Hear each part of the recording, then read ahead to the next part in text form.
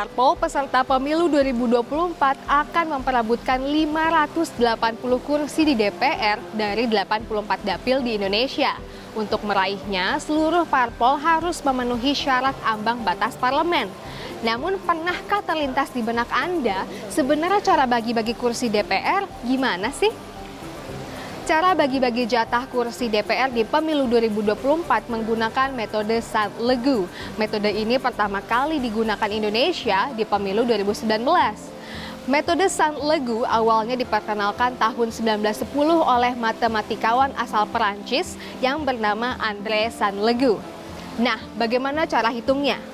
Suara sah setiap partai politik akan dibagi dengan bilangan pembagi ganjil, yakni bilangan 1, dan diikuti secara berurutan dengan bilangan ganjil 3, 5, 7, dan seterusnya.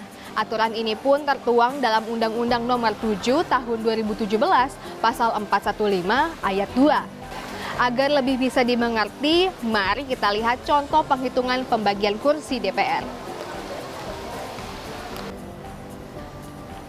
Penghitungan pembagian kursi DPR dilakukan sesuai dengan daerah pemilihan atau dapil. Anggap saja di dapil Jakarta 1 ada 5 partai yang lolos ambang batas parlemen. Partai A dengan perolehan 90.000 suara, Partai B mendapatkan 75.000 suara, Partai C 36.000 suara, Partai D 20.000 suara, dan Partai E 15.000 suara.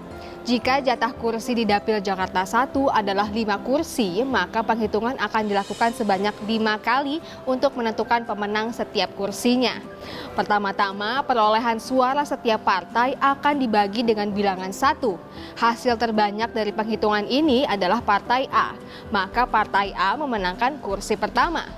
Selanjutnya, untuk menentukan pemenang kursi kedua, Partai A yang sudah memenangkan kursi pertama akan dibagi dengan bilangan ganjil selanjutnya, yaitu angka 3. Hal ini untuk mengurangi kemungkinan Partai A mendapatkan kursi berikutnya. Nah, sedangkan untuk keempat partai lainnya masih dibagi dengan angka 1. Jika dilihat dari hasilnya, Partai B memperoleh hasil terbanyak. Kursi kedua pun dimenangkan oleh Partai B. Beranjak ke kursi ketiga, Partai A masih dibagi dengan bilangan 3. Partai B yang baru saja memenangkan kursi kedua juga dibagi dengan bilangan 3. Sedangkan Partai C, D, dan E masih dibagi dengan bilangan 1 karena belum mendapatkan kursi. Dari hasil penghitungan ini, Partai C memenangkan kursi ketiga. Untuk menentukan kursi keempat, Partai A, B, dan C akan dibagi dengan bilangan 3. Partai D dan E tetap dibagi dengan bilangan 1. Jika dilihat dari hasilnya, Partai A kembali memperoleh hasil terbanyak, maka kursi keempat dimenangkan oleh Partai A. Terakhir, kursi kelima. Karena Partai A memenangkan kursi keempat, maka Partai A akan dibagi dengan bilangan ganjil berikutnya, yaitu bilangan 5. Partai B dan C yang baru mendapatkan 1 kursi dibagi dengan bilangan 3. Partai D dan E yang belum juga mendapatkan kursi dibagi dengan bilangan 1.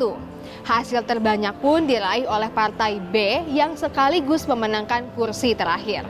Jadi dari hasil penghitungan ini, Partai A dan B mendapatkan 2 kursi dan Partai C mendapatkan 1 kursi.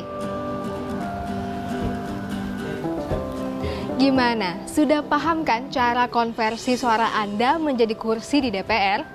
Siapapun Anda, ingat suara Anda layak untuk diperhitungkan.